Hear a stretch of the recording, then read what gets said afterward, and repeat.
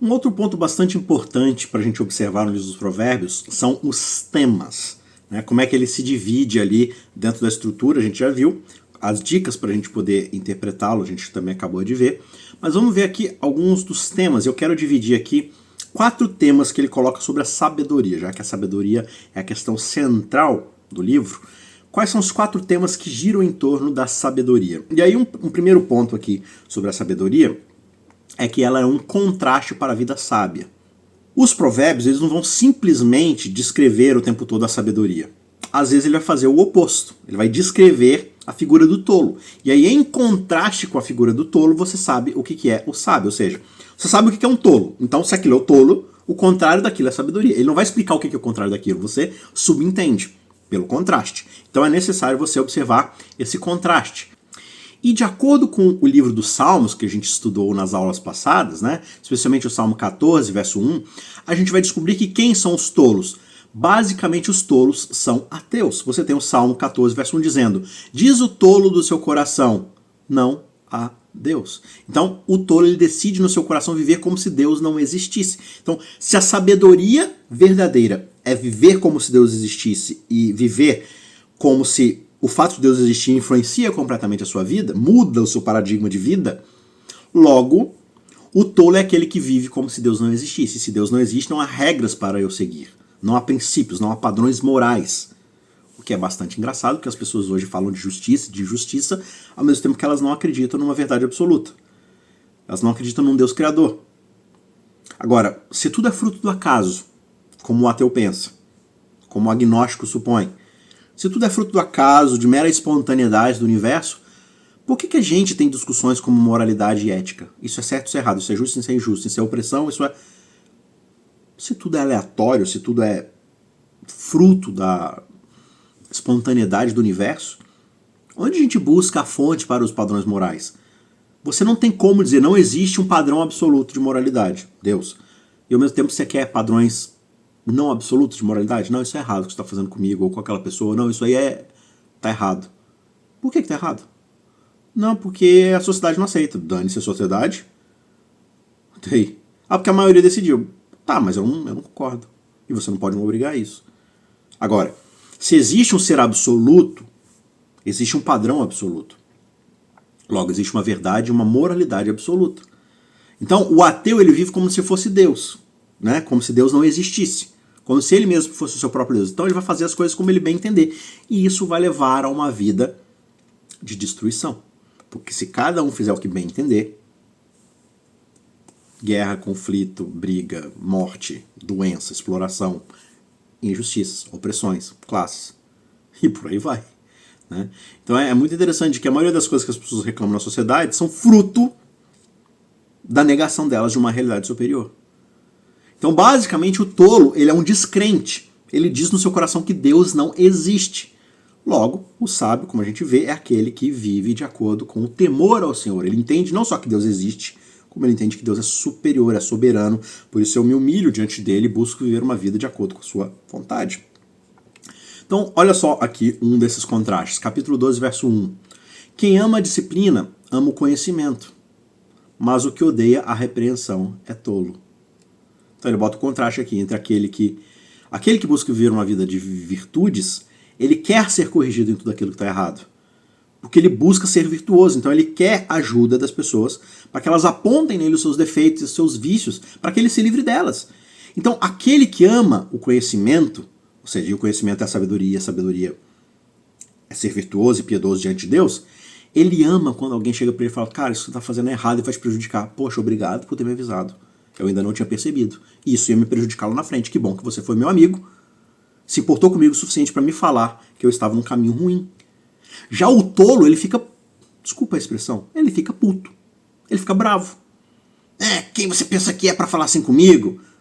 Vai ver, a sua vida é pior ainda. Você não tem moral para falar assim comigo. Tolo. Ele odeia a repreensão. Por quê? Porque ele não quer mudar. Ele quer permanecer na sua vidinha medíocre de vícios. E aí, o que adianta? Entendeu? Então aqui está o contraste. A pessoa que é sábia, ela vai pegar todas as oportunidades de melhorar e vai abraçá-las. Como se elas fossem um remédio amargo, mas necessário. Já o tolo não, ele só quer docinho, ele só quer gente batendo nas suas costas e falando assim, cara, você é fera, continua nessa. Nossa, olha como você é maravilhoso. Outro sinal da nossa sociedade moderna, né? Quantas pessoas são desesperadas para sinalizar a virtude, ou seja, para se mostrar na internet, nas redes sociais, na sociedade, como pessoas boas, maravilhosas, para todo mundo ir lá e colocar, nossa, você é maravilhoso, nossa, que legal, nossa, você é muito 10. Mas aí se alguém vai lá e fala alguma coisinha negativa, vou te bloquear, o que você pensa que é para falar assim comigo? Deixa eu ver aqui na sua vida, na sua rede social, se tem alguma coisa que eu possa apontar que você é um hipócrita para falar assim comigo.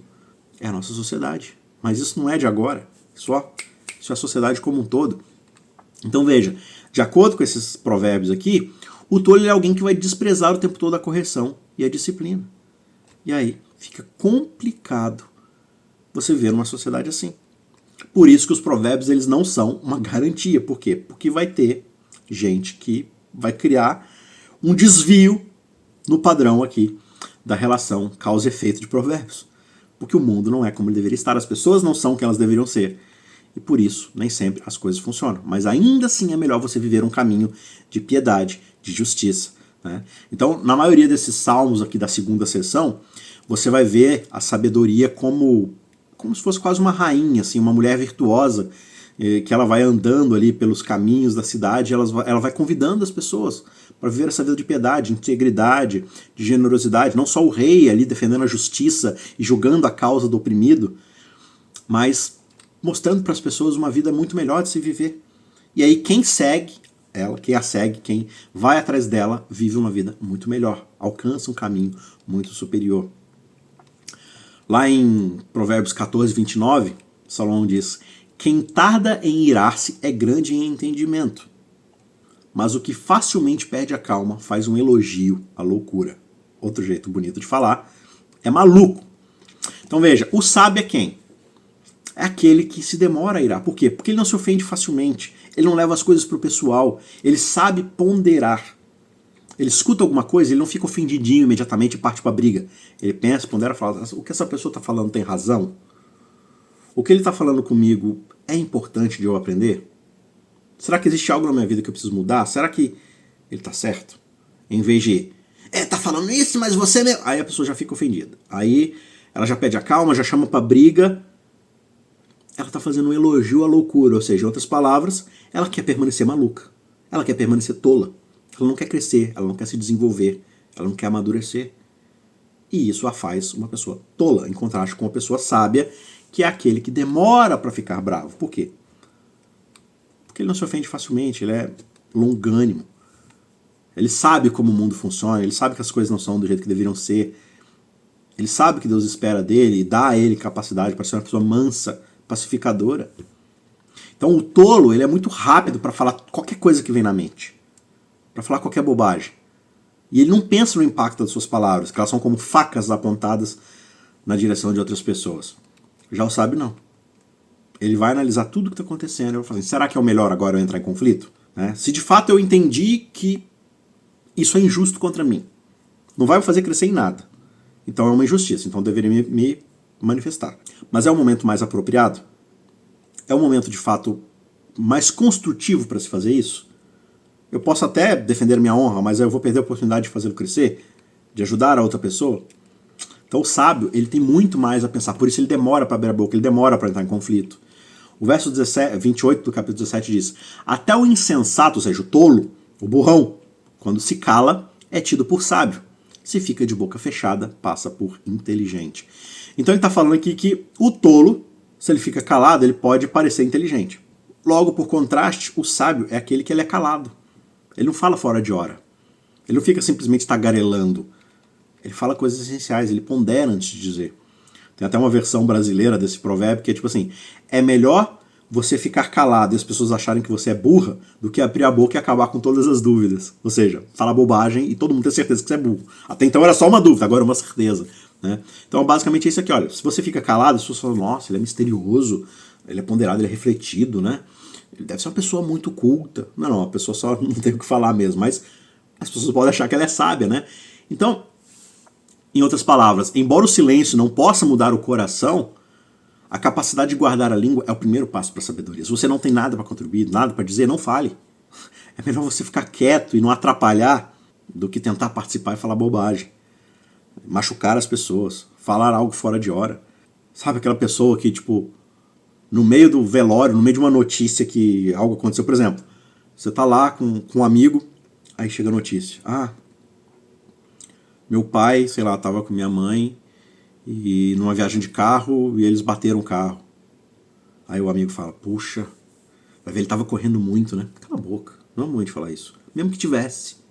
É o momento pra você falar isso? Nossa, mas dirigir longas distâncias assim também é ruim, né? A pessoa vai ficando cansada. Cala a boca. Não é o momento de falar isso. Sabe? Fica quieto, tenha sabedoria, tenha bom senso para falar as coisas. Esse é o primeiro passo para ser uma pessoa sábia. Então, Provérbios ele não vai descrever apenas o tolo, por mais que ele faça isso. Ele vai descrever as consequências de ser tolo, o que ser tolo causa. Ou às vezes ele vai falar só da consequência e aí você subentende que ele está falando de uma pessoa tola. Né? Ou seja, o tolo ele carece de discernimento o tempo todo. No verso 22 do capítulo 1, até quando vocês ingênuos amarão a ingenuidade? Ou seja, vocês que são fracos da cabeça vão amar a ignorância. E vocês zombadores, até quando terão prazer na zombaria? O tolo geralmente ele zomba, porque ele zomba daquilo que ele não entende. Se ele não consegue compreender, ele faz chacota daquilo. Você vê muito a capacidade cognitiva de uma pessoa quando ela zomba de coisas sérias. É claro que a brincadeira, a ironia, o humor são ferramentas interessantes muitas vezes, mas a zombaria é diferente. A zombaria, o escarnecimento, ele é tolo. Porque a pessoa zomba de coisas que ela não consegue compreender, ela não percebe que ela está zombando da loucura, né? Tipo uma pessoa que fala assim, você tem uma pessoa que ela é gastona, que ela gasta todo o seu dinheiro, que ela se endivida, que ela está com o cartão de crédito sempre cheio, sempre pagando juros, e outra que é ponderada, que ela só gasta o que ela tem, que ela separa um valor no salário dela para ter algum prazer, algum lazer, alguma coisa assim, mas ela é ponderada, paga suas dívidas, está sempre ali e tal. E aí eles vão sair, falar assim, vamos no restaurante caro. A pessoa fala assim, não, eu não tenho dinheiro suficiente para ir nesse lugar e tal, eu posso ir num lugar mais barato, mas isso aí não. Só se vive uma vez, seu mão de vaca. Ou seja, a pessoa começa a zombar, mas ela que tá com a vida toda lascada, cheia de dívida. A outra não, tá certinha, tá ali, não tem dívida, tá juntando até um dinheirinho ali para dar entrada numa casa, para mudar de vida, para investir numa faculdade, enfim, não importa. A pessoa vai zombar, por quê? Porque ela não se conforma com o fato de que a outra pessoa mais sabe que ela. Aí esse é um jeito de você nivelar o jogo, é zombar. Até quando vocês zombadores vão ter prazer na zombaria? E vocês tolos, até quando vocês vão odiar o conhecimento? Né? A pessoa tola, ela odeia aquele que sabe mais que ela. Ela não aceita ser corrigida, ela não aceita que fatos sejam apresentados para ela, ela se zanga, ela perde a amizade, porque ela prefere ter razão do que ser feliz. Mesmo que ela não tenha razão. Só que além disso, a rejeição à correção, à sabedoria, à disciplina, o provérbio diz que acaba levando a gente à morte. É um caminho sem volta. No verso 32 ele diz, os ingênuos, ou seja, os tolos, eles são mortos, pois eles se desviam da sabedoria. Os tolos são destruídos, porque eles estão satisfeitos consigo mesmos. E essa é uma grande marca da tolice, estar satisfeito consigo mesmo. Lembra que a humildade é um traço virtuoso da sabedoria? Ou seja, eu sei que nada sei e preciso saber mais. Eu preciso estar sempre aprendendo. Esse é o sinal da virtude do sábio. Já o vício do tolo é o quê? Eu já sei o suficiente. Eu odeio o conhecimento. Eu estou satisfeito comigo mesmo. É muito diferente. Então esses são os contrastes de vidas diferentes. Vício de um lado, virtude de outro. Sabedoria, tolice. Existe um segundo contraste para a gente também, além do tolo, que é o preguiçoso. O preguiçoso, ele consistentemente falha em aproveitar as oportunidades que se apresentam diante dele. Por quê? Porque ele quer evitar a fadiga, como diria um personagem famoso aí da TV. Ele não quer se incomodar com mais nada, então ele abre mão das oportunidades, seja de crescer, de se desenvolver. O verso 4 do capítulo 20 diz, o preguiçoso não ara a terra na estação própria, ou seja, no momento que é para arar a terra, ele fica lá de bobeira. Só que na época da colheita, ele sai lá para procurar e não acha nada. Então, o que ele está falando aqui, né? Na hora que é para plantar, você não planta, você fica lá de bobeira. Só que aí na hora que é, tipo a parábola lá da historinha da cigarra e da formiga, lembra? Que a cigarra ficava lá vagabundeando, as formigas lá recolhendo comida, guardando. Aí vem o inverno, a cigarra não tem nada para comer e as formigas estão lá de boa. Né? Aí a cigarra tem que sair no meio do inverno para poder arranjar comida, sendo que é muito mais escasso, muito mais difícil fora o frio. A mesma ideia aqui. Né? O preguiçoso, ele não quer trabalhar, mas aí na hora de dividir os espólios, ele quer ser o primeiro na fila a receber algo. Então ele deixa passar as suas chances, ele inventa desculpas para si mesmo ao longo do caminho para não fazer aquilo que precisa ser feito, mas ele quer ser recompensado por algo que ele não fez. O verso 13 do capítulo 22 diz: o preguiçoso diz, há um leão lá fora, eu vou ser morto na rua. Em outras palavras, eu não quero me envolver, eu não quero me arriscar, mas eu quero os frutos do risco, sem correr o risco, né? Tipo um empresário lá que junta um dinheiro, tô falando, claro, das grandes corporações ou pessoas bilionárias, que às vezes ao longo do caminho são antiéticas e tudo mais, essa é uma outra discussão. Também não é um julgamento generalista, né? Mas aquela pequena pessoa lá da classe baixa, média, que juntou uma graninha, abriu um pequeno negócio, e aí ela começa a contratar pessoas, ela expande o seu negócio, ela começa a prosperar, ela corre todos os riscos. Se o negócio der errado, é ela que assume o prejuízo. Então, assim, é o nome dela que vai pra vala, que vai assumir dívidas e tudo mais, impostos pesados. E ela contrata lá um funcionário negligente, preguiçoso, que fica lá vagabundeando, e aí, por negligência dele, de não se desempenhar bem, ele acaba sendo demitido, e aí a pessoa vai lá e quer processar, ou a pessoa não performa como ela deveria performar, e ela fica, meu patrão é um safado, explorador e tal, ele ganha muito mais do que eu. Tá, mas você não está correndo os mesmos riscos.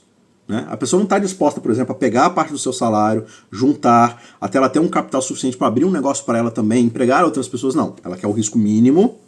De novo, não é uma generalização, existe sim muita gente antiética. E aí, o tolo, ele está em todo lugar, tá? Não é porque o cara abriu o risco, criou uma empresa, que ele é sábio. Ele pode ser um tolo também. Eu estou dando um exemplo, tem um outro exemplo também, né? Do cara que abre a sua empresa e fica explorando os funcionários que são trabalhadores, que são dedicados, ele quer dar sempre o mínimo, ele não quer oferecer o que é justo. Isso também não é ser sábio, isso também é ser um safado, um tolo, porque ele cria suas próprias regras. Então, são as duas coisas aqui, eu não estou tomando partido de nenhum tipo de classe. Mas é só para explicar que as pessoas em si são o problema. É o tolo e o sábio, em todas as esferas da nossa vida. A gente fica dando desculpas, né? O preguiçoso, ele quer uma vida fácil, em vez de uma vida gasta fazendo o bem. Para todas as pessoas. Seja o seu patrão, seja o seu funcionário, seja o seu filho, seja o seu pai, seja o seu professor, seja o seu estudante, seja o seu amigo, irmão, parente, qualquer coisa. Né? Viver uma vida ética, uma vida de fazer o bem e fazer bem feito. O capítulo 15, verso 19 diz: o caminho do preguiçoso é cheio de espinhos, mas o caminho do justo é uma estrada plana. Ou seja, o preguiçoso, por mais que ele tente evitar a fadiga, mais fadiga ele terá na sua vida. Porque muitas vezes os atalhos que você tenta pegar são os mais difíceis de caminhar. As pessoas não tomam aquilo ali como fluxo justamente porque é pior. Parece que você está economizando energia, parece que você está economizando recursos, você só está se lascando. O caminho do justo é uma estrada plana, ou seja, por mais que ela tenha solavancos, por mais que você enfrente dificuldades, a chance de você ir mais longe é muito maior. O consumo de combustível, no fim das contas, é muito menor. Né? O homem sábio, ele vê a vida como uma oportunidade de crescer, de aprender, de explorar no sentido de explorar a vida, explorar o mundo, né? Crescer, aprender, de se desenvolver. Tudo isso para poder espelhar o nosso Deus criativo através de um trabalho significativo, de cumprir o mandato da criação. Administre esse mundo, crie, prospere. Foi para isso que nós fomos feitos, dentro dos parâmetros da ética, da piedade, da justiça, da misericórdia divina. Existe um segundo tema aqui, dentro do contexto da sabedoria, que é o contexto para viver sabiamente. Como a gente deve viver, de fato, uma vida sábia. E a vida sábia e piedosa, segundo Provérbios, ela presta muita atenção no conjunto da questão familiar, né? Desde o casamento até as relações entre pais e filhos. Na raiz ali do relacionamento, que é o casamento de amor, né? De submissão um do outro, está a questão da fidelidade. Então a fidelidade é um traço do sábio, é um traço do piedoso. O capítulo 5, versos 18 e 19 diz: alegra-te com a mulher da tua mocidade, os seus seios te saciam todo o tempo, e pelo seu amor sejas atraído perpetuamente. E por que, filho meu, te deixarias atrair por outra mulher e te abraçarias ao peito de uma estranha? Ele está falando aqui da fidelidade, não só concreta, mas de novo figurada, e aparece várias vezes aqui esse contraste, como eu já disse, né? A mulher sábia, ou seja, a sabedoria é como essa mulher piedosa, que você se casa com ela e a mantém pro resto da vida, a cultiva, a nutre, a ama, vive por ela, E ao mesmo tempo a tolice é essa prostituta na esquina da rua chamando você para um prazer rápido, momentâneo, mas que não vai dar em nada, só vai destruir sua vida. Então é concreto, né? Busque um relacionamento amoroso com uma esposa, evite, porque você vai deitar nos colos de uma prostituta, mas ao mesmo tempo traz essa ideia da sabedoria, que é a mulher piedosa para o casamento, e a tolice, que é o prazer rápido, passageiro de uma prostituta. Esse era o contexto da época, hoje você aplica aí para sua decisão de entendimento das divisões de gênero e tudo mais que você bem entender, seja você patriarcado, machista, opressor, seja você feminista, enfim, não interessa, né? Aqui são exemplos de uma sociedade, de um contexto daquela época. Você aplica isso ao contexto das estruturas sociais modernas, né, nos dias de hoje. Ponto é que viver uma vida sábia e piedosa é ir atrás daquilo que é sábio e piedoso. Né? E no centro disso, das relações, está o casamento. Em todo o Antigo Testamento você vai observar essa linguagem do casamento como algo sendo usado para descrever a relação de Deus com o seu povo. Os profetas falam muito isso, né? Deus vai falar muito isso lá para Moisés. Olha, Moisés ele fala muito mais da questão do filho, né? Porque ele está falando do patriarcado ali de Abraão, Isaac, Jacó, ele vai falar os meus filhos, o povo de Israel, o meu primogênito e tudo mais. Mas nos profetas você vai ver o tempo todo Israel como a noiva, como a esposa que o trai, que o abandona, que busca outros maridos, que na verdade são outros deuses de outros povos e tudo mais, né? Então, a linguagem do casamento é muito usada para descrever Deus se relacionando com o seu povo ao longo do tempo.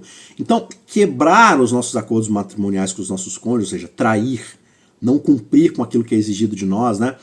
Tão terrível quanto isso seja, e é horroroso, na verdade simplesmente aponta para uma transgressão ainda maior, que é da infidelidade em relação ao próprio Deus. Então, novamente, a gente volta para o padrão do que faz alguém ser tolo. É alguém que rejeita a Deus. Na verdade, quando você rejeita a sua esposa, o seu esposo, quando você o trai, atrai, você está sendo tolo, obviamente, em primeiro plano, mas você só é tolo. Por quê? Porque você já traiu a Deus faz tempo. Primeiro, você rejeita a fonte da sabedoria. Aí você se torna um tolo. E sendo um tolo, você despreza a sua mulher, o seu marido. Você entende? Então, as coisas que acontecem na prática da nossa vida são reflexo da tolice de alguém que parou de ser humilde diante de Deus.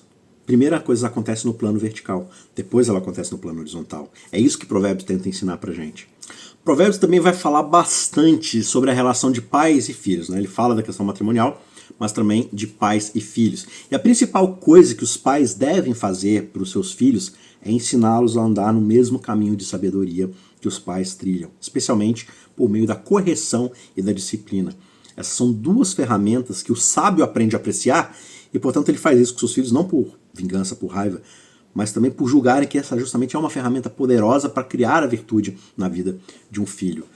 Capítulo 19, verso 18 diz: corrija o seu filho enquanto há esperança, ou seja, enquanto ele é maleável, enquanto ele pode mudar, mas não se exceda a ponto de matá-lo. Ou seja, não é para espancar o seu filho, não é para bater nele pela violência em si, mas fazer isso quando há esperança de mudança, enquanto ele ainda é maleável para aprender o caminho da virtude.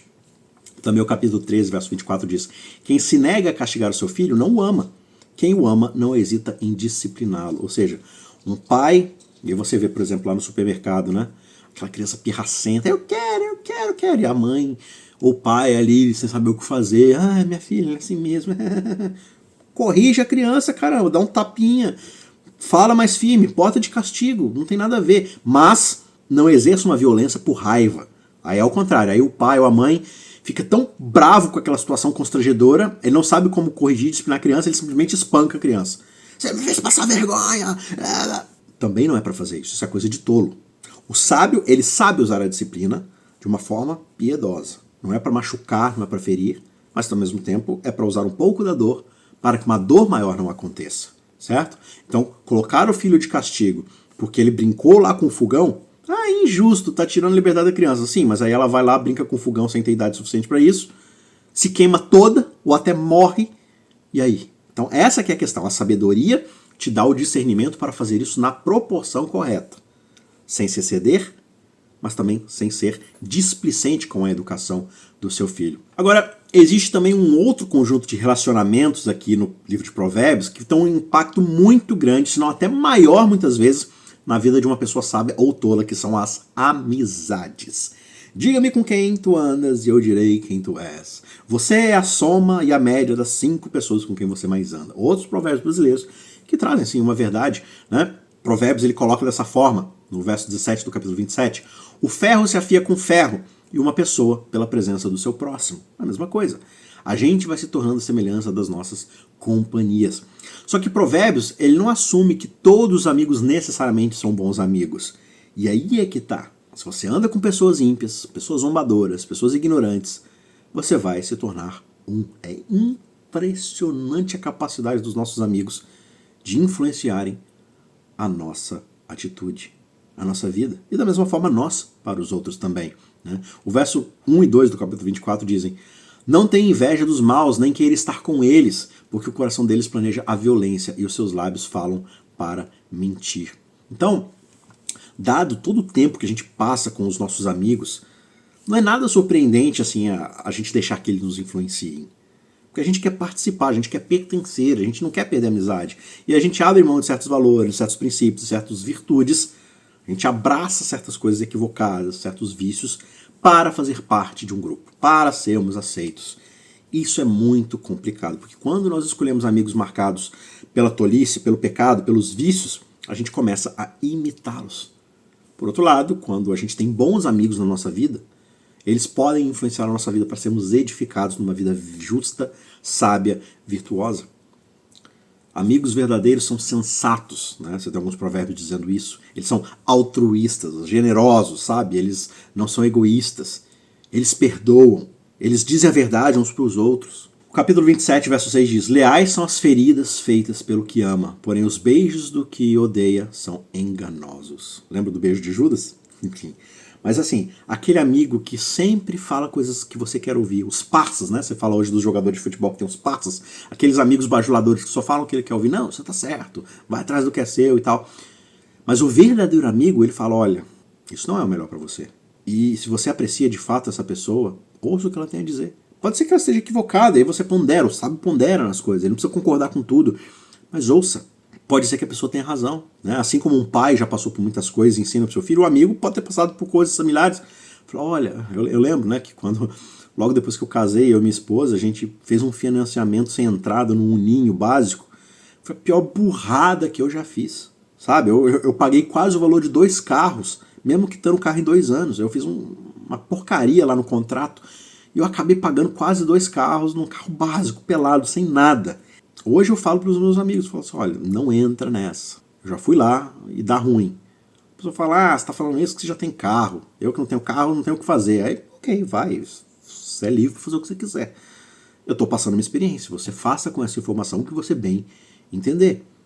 E eu escuto meus amigos na medida do possível, né? Falo: ah, isso aqui não é muito bom não. Interessante, bom saber, porque eu não incorro no mesmo problema. Então veja, as feridas aqui que ele fala pelos que amam, ou seja, pode doer no começo, pode afetar seu ego, pode desestruturar dentro do seu ensimesmamento, mas se você sabe o verdadeiramente, você vai permitir com que essas palavras te ajudem a melhorar. Já o tolo não. Ele prefere a pessoa que... É que ele fala das pessoas que odeiam, e pode ser verdade também, né? Daquelas pessoas que querem destruir sua vida, mas na sua frente elas são elogiosas, né? Elas falam o que você quer ouvir, mas também aquelas pessoas que só têm interesse em cima de você e vão puxar seu saco, digamos assim, para você fazer o que elas quiserem no fim das contas. De qualquer forma, não são amizades que valem a pena ser cultivadas. Um terceiro tema que Provérbios coloca então agora, de acordo com a sabedoria, é o incentivo a nós usarmos as nossas palavras com bastante cuidado. Em Provérbios 13:3 diz: quem vigia suas palavras conserva sua vida, mas o que fala demais arruína a si mesmo. Abrir a boca para falar besteira, para falar demais, para ser tagarela, pode te prejudicar. Pode fazer com que você se exponha demais, pode fazer com que você feche oportunidades. Isso já aconteceu comigo. Eu falar coisas assim que mostrou para a pessoa que talvez eu não tivesse preparado para aquela posição, né? Não só palavras, mas também atitudes e tudo mais. Ah, ele não tem maturidade suficiente para ser colocado nessa posição, para ser alçado a esse cargo, né? Então, aquele que vigia suas palavras, que pondera na hora de falar, ele conserva a sua vida, ou seja, ele pode prosperar mais, porque ele é sábio, ele sabe a hora de falar, a hora de se calar. Verso 27 do capítulo 17. Quem controla suas palavras possui conhecimento, e o sereno de espírito é inteligente. Então, esse é um traço de sabedoria. Controlar as suas palavras. Saber a hora de falar, saber a hora de se calar. Saber o que falar e o que não dizer. Então, além dessas questões comuns como fofoca, né? Falar mal das pessoas pelas costas, ficar requentando notícia da vida dos outros, difamar as outras pessoas com mentiras, com falsas equivalências, né? sabe, você convive com pessoas que estão o tempo todo falando dos outros. Ah, porque fulano tal coisa, porque fulano tal coisa. Aí você fica pensando, o que essa pessoa fala de mim quando eu não tô por perto, sabe? Porque você sabe que aquela pessoa é amiga da outra. E ainda assim, na sua frente, ela fica falando mal dela. Então, é amiga da outra e ela é sua amiga. O que ela fala de você quando você não tá perto? E a gente faz isso também, né?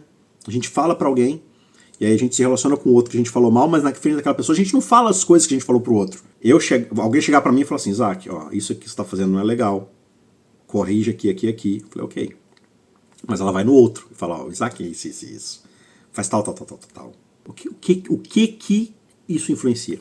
Nada. Isso não me dá a oportunidade de melhorar, de crescer, mas só cria esse fundunço na vida de outras pessoas para ficarem se alimentando dos vícios dos outros para fazer com que você se sinta bem, porque o outro é pior do que você. Isso é um dos maiores sinais de tolice. Então, além dessas questões de fofoca, difamação, mentira, Provérbios ele dedica muito tempo às palavras precipitadas, a falar as coisas fora de hora, a falar coisas que você não ponderou o suficiente. Como eu já dei exemplo aqui, né? Uma pessoa sábia, ela não vai responder até ela ter reunido informações suficientes para poder refletir, ponderar, e aí quando ela tem, então, essa compreensão mais apropriada da situação, da pessoa, do contexto, aí ela pode emitir alguma coisa que vai contribuir para a vida dessa pessoa. Olha o que diz o capítulo 25, versos 11 e 12. Como maçãs de ouro em bandejas de prata, estou falando de algo muito valioso, um tesouro aqui, assim é a palavra dita ao seu tempo. Como pendentes e joias de ouro puro, mais um exemplo, né, figurativo de algo muito valioso, muito caro, assim é a repreensão dada por um sábio a um ouvinte atento. Então, uma crítica de alguém que é inteligente, que é sábio, que é vivido, que é piedoso, é algo inestimável, porque dá a você a chance de você mudar. Imagina, se você tivesse a oportunidade de sentar, por exemplo, vamos dizer que você é alguém começando no seu negócio, você acabou de abrir uma empresa, pequenininha ali, um negocinho local. E aí você ganha a oportunidade de por uma hora você se sentar com os maiores executivos do Brasil. Sei lá, a dona do Magazine Luiza, sei lá, alguém da família lá do Banco Itaú. Aí questiona a moralidade dessas pessoas ao ponto, mas estamos falando de negócios. Você vai se sentar uma hora com essa pessoa e ela vai te dar todas as dicas de como ela chegou onde chegou, os erros que ela fez, o que você deve, o que é errado, o que está errado no seu negócio. Aí a pessoa chega e fala assim, ó, esse negócio aí que você fez é burro. Vamos dizer que a pessoa é áspera, sabe? Isso aí que você fez é burrice, não vai funcionar. Você tem duas escolhas. Poxa, esse cara chegou onde chegou e ele tá falando que eu vou me dar mal. Aí eu posso falar assim, ele é desonesto, ele chegou onde chegou, mas assim, não vou pegar isso pra mim não. Ou você pode pensar assim, poxa, se ele chegou onde chegou e tá me dizendo que isso é ruim, eu vou me livrar disso. Eu vou corrigir, porque eu quero chegar onde ele chegou. Né? Obviamente que eu não vou seguir, às vezes, caminhos desonestos, antiéticos que ele seguiu, mas se esse é um erro de estratégia, um erro de marketing, um erro econômico, eu não vou pegar uma dívida na hora errada, eu tenho que ouvir. Então, essa é a sabedoria. Você utilizar críticas, sugestões, confrontamentos como uma oportunidade de ouro, né, como uma maçã de ouro em bandeja de prata para você crescer, para você se desenvolver, para você se desviar de coisas que vão te destruir lá na frente. Então, ainda mais importante do que as palavras que nós falamos são as palavras que nós ouvimos.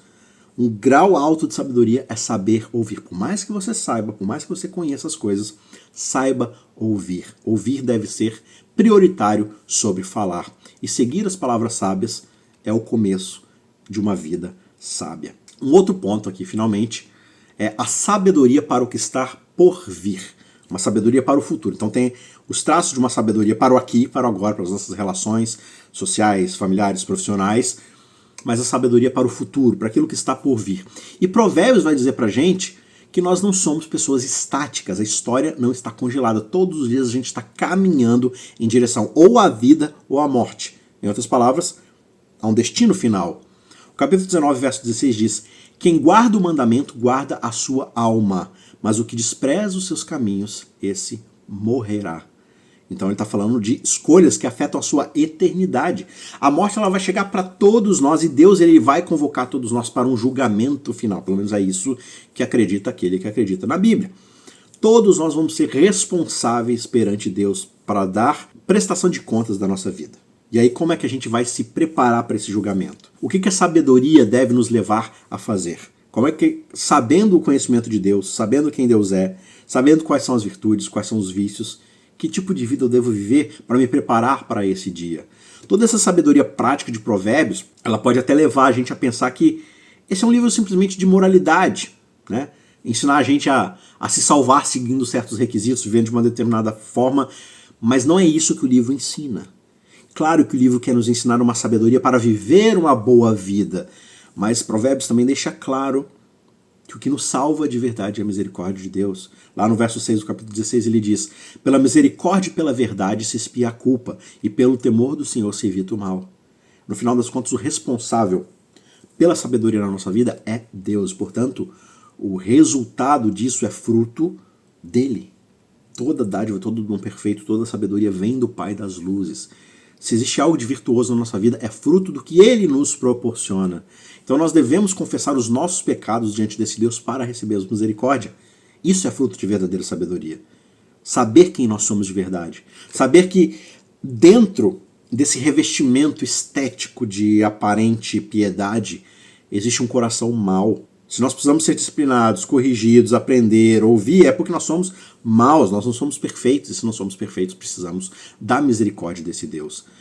Quem encobre a sua transgressão jamais prosperará, mas o que as confessa e abandona, esse alcançará a misericórdia. Esse é um conselho muito importante do livro de Provérbios. Deixe de lado a sua maldade, confesse e alcance a misericórdia divina. E aí, a pergunta que a gente tem feito ao final de cada livro, já que a gente está estudando a história da redenção, a gente está estudando como essa história de Deus se desenvolve em cada livro das Escrituras, é: onde está Jesus no livro de Provérbios? E quando a gente estuda aqui o livro de Provérbios, a gente vai ver um padrão perfeito de sabedoria, né? Um padrão assim maravilhoso, perfeito, que na verdade nenhum de nós, seres imperfeitos, vai alcançar na sua plenitude perfeita. É o alvo, é o parâmetro que a gente deve caminhar em direção a, mas a gente não pode alcançar isso de forma perfeita. Somente uma pessoa pode ser sábio do jeito que o livro de Provérbios descreve. E a sabedoria de Provérbios, ela apresenta pra gente a sabedoria e a tolice como a vida e a morte. É o destino final. A questão é, nós vivemos em perfeita sabedoria? Não. Portanto, nós merecemos a vida perfeita? A vida eterna? Não. Porque se para chegar nessa vida plena nós precisamos ter uma vida plena de sabedoria, a gente está longe disso. Todos nós, em algum momento, vamos nos encontrar na descrição de Provérbios sobre quem é o tolo. Em algum aspecto da nossa vida a gente vai encontrar a tolice. Então a questão é, se nenhum de nós pode viver a sabedoria de Provérbios perfeitamente, e cada vez que a gente lê esse livro, a gente vê isso de forma mais clara, a gente precisa se lembrar de que apenas uma pessoa viveu a sabedoria perfeita de Deus. E eu quero ler agora com você Provérbios 8 para que você veja com seus próprios olhos quem é essa pessoa que viveu a verdadeira sabedoria de Deus. Olha só, verso 22 do capítulo 8. O Senhor me possuía no início da sua obra, antes das suas obras mais antigas. Fui estabelecida desde a eternidade, desde o princípio, antes do começo da terra. Nasci antes de haver abismos, quando ainda não havia fontes carregadas de água. Antes que os montes fossem firmados, antes de haver colinas, eu nasci. Deus ainda não tinha feito a terra, nem os seus campos, nem sequer o princípio do pó do mundo. Eu estava lá quando ele preparava os céus, quando traçava o horizonte sobre a face do abismo. Estava lá quando ele firmava as nuvens de cima, quando estabelecia as fontes do abismo, quando fixava ao mar os seus limites, para que as águas não transgredissem a sua ordem. Quando ele compunha os fundamentos da terra, eu estava com ele e era o seu arquiteto. Dia após dia eu era a sua alegria, divertindo-me em todo o tempo na sua presença, divertindo-me no seu mundo habitável e achando alegria junto aos filhos dos homens. Agora, meus filhos, escutem o que eu digo, porque felizes são os que guardam os meus caminhos. Ouçam o ensino, sejam sábios e não o rejeitem. Feliz é aquele que me ouve, vigiando dia após dia diante das minhas portas, esperando na entrada da minha casa. Pois quem me encontra, encontra a vida e alcança o favor do Senhor. Olha que coisa bonita, né? Lá em 1 Coríntios 1, verso 24, Paulo diz: mas para os que foram chamados, tanto judeus como gregos, Cristo é o poder de Deus e o quê? A sabedoria de Deus. Então, por mais que o capítulo 8 ele está falando da sabedoria, a sabedoria encarnada como se fosse uma pessoa lá atrás, na criação de todas as coisas, se alegrando com Deus. Então, ele está falando de forma figurada da sabedoria como se fosse uma pessoa. Mas, ao mesmo tempo, a gente consegue entender isso. Jesus Cristo é a sabedoria de Deus. É nele que se encarna toda a vontade de Deus para a terra e para os céus. Então, buscar viver uma vida de sabedoria é buscar viver uma vida em Cristo. E quando Cristo vem a esse mundo, Cristo basicamente faz o quê? Ele vive o livro de Provérbios. Ele é essa pessoa que só tem palavras ponderadas para falar. Ele não é tagarela, ele não está falando coisas fora do sentido. Ele fala aquilo que vai curar. Ele vive uma vida de generosidade, de misericordiosa. Ele busca todas as virtudes do reino de Deus. Ele abre mão de todos os vícios. Ele vive como um verdadeiro sábio, mostrando o que é a sabedoria de Deus. Jesus Cristo é a sabedoria encarnada. E quando ele encarna como pessoa, é a sabedoria que está sendo encarnada. E quando olhamos para Jesus, a gente vê nele todos esses traços que Provérbios nos aconselham a viver. Imitando Jesus, nós vivemos os princípios do livro de Provérbios. E vice-versa. Quando buscamos as virtudes do livro de Provérbios, buscamos a sabedoria de Deus. E com isso, cada vez mais buscamos ser quem Deus nos criou para ser, nos aproximamos de sermos mais e mais semelhantes a Jesus. Jesus esse, que é a sabedoria de Deus. Eu espero que você tenha aprendido bastante aqui sobre o livro dos Provérbios, tá certo? Que isso contribua bastante aí para a sua vida e que você busque uma vida de sabedoria. E buscando essa vida de sabedoria, que você seja mais e mais semelhante ao nosso Deus, ao nosso Senhor Jesus Cristo. E tenha a sabedoria de Deus no seu coração, vivendo ao lado dela, daqui até a eternidade.